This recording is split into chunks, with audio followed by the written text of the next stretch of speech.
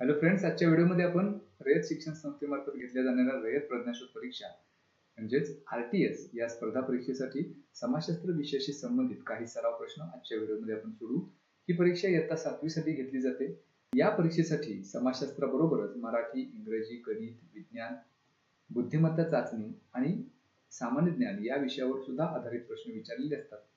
त्या पद्धतीचे सराव प्रश्न त्याचा व्हिडिओ सुद्धा डिस्क्रिप्शन मध्ये देतोय, तेही नंतर चेकआउट करा। आता आपण या व्हिडिओमध्ये आपण समाजशास्त्र विषयाशी संबंधित काही सराव प्रश्न त्यांचा अभ्यास करू। पहिला प्रश्न असा आहे, शिवाजी महाराज व मिर्झाराजे जयसिंग यांच्यात टिंबटिंब तह झाला।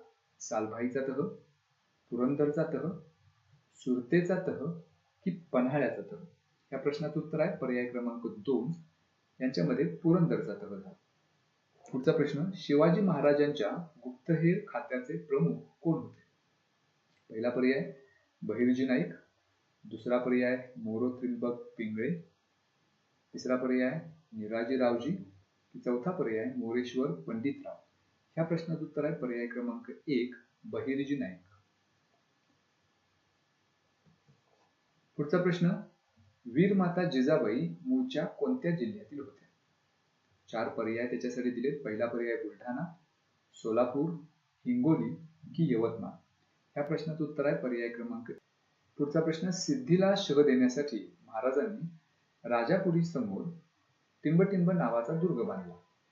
पहिला पर्याय दिलाय मुरुड जंजिरा, दुसरा पर्याय रायगड, तिसरा पर्याय राजगड की चौथा पर्याय पद्मदुर्ग?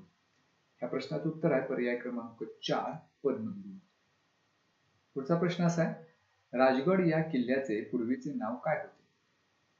मुरुंबदेव, कोंढाणा, सिंहगड की शिवनेरी? या प्रश्नाचं उत्तर आहे पर्याय क्रमांक 1, मुरुंबदेव। पुढचा प्रश्न, समवर्ती सूचीत टिंबटिंब विषय असतात। पहिला पर्याय दिला 48, दुसरा पर्याय 46, तिसरा पर्याय 49 की 47?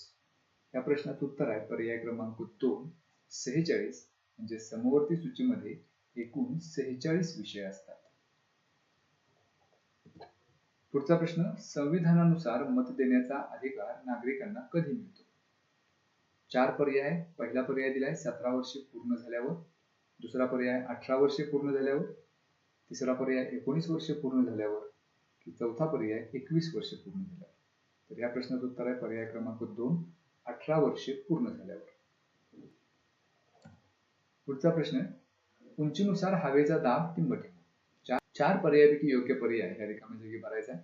पहिला पर्याय वाढतो, दुसरा पर्याय कमी होतो, तिसरा पर्याय असमान राहतो की चौथा पर्याय समान राहतो?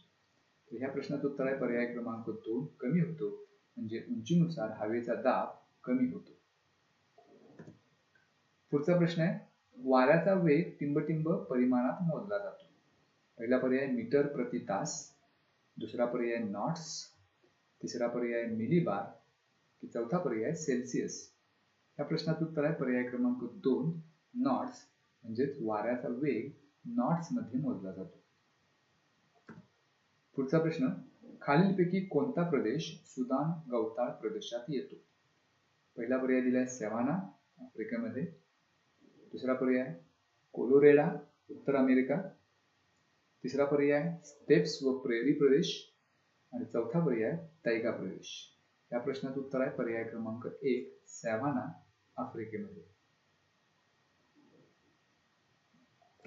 पुढचा प्रश्न आहे, कोणत्या वाऱ्यांचा कालावधी, वेग, दिशा आणि क्षेत्र अनिश्चित असते? ग्रहीय वारे, स्थानिक वारे, आवर्त वारे की हंगामी वारे? ह्या प्रश्नाचं उत्तर आहे पर्याय क्रमांक 3, आवर्त वारे। या वाऱ्यांचा कालावधी, वेग, दिशा आणि क्षेत्र हे अनिश्चित असते। पुढचा प्रश्न, लाटेच्या खोल भागाला टिंबटिंब म्हणतात। द्रोणी, शीर्ष, दरी की खळगे? या प्रश्नाचं उत्तर आहे पर्याय क्रमांक 1, द्रोणी। पुढचा प्रश्न, खालील शेतीचा प्रकार ओळखा। ही शेती डोंगर उतारावर केली जाते। स्थानिक मनुष्यबळाचा वापर भरपूर केला जातो।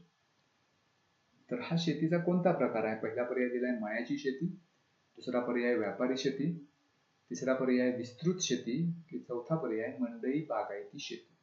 तर ह्या प्रश्नाचं उत्तर आहे पर्याय क्रमांक 1, मळ्याची शेती. पुढचा प्रश्न, पृथ्वीचा आस कललेला नसता तर टिंबटिंब. पहिला पर्याय दिलाय पृथ्वी स्वतः फिरलीच नसती. दुसरा पर्याय पृथ्वी सूर्याभोवती जास्त वेगाने फिरली असती. तिसरा पर्याय पृथ्वीवर वेगवेगळ्या अक्षवृत्तांच्या भागात वर्षभर हवामान तेच राहिले असते, की चौथा पर्याय यापैकी नाही. तर ह्या प्रश्नाचं उत्तर आहे पर्याय क्रमांक 3, पृथ्वीचा आस जर कललेला नसता तर पृथ्वीवर वेगवेगळ्या अक्षवृत्तांच्या भागात वर्षभर हवामान तेच राहिले असते. तर अशा पद्धतीच्या काही सराव प्रश्नांचा आपण इथं अभ्यास केला, त्याची उत्तर पाहिली जे समाजशास्त्र या विषयाशी संबंधित आहेत. अशाच आणखी काही घटकांचा आणि प्रश्नांचा सराव करा ज्याचा फायदा तुम्हाला परीक्षेमध्ये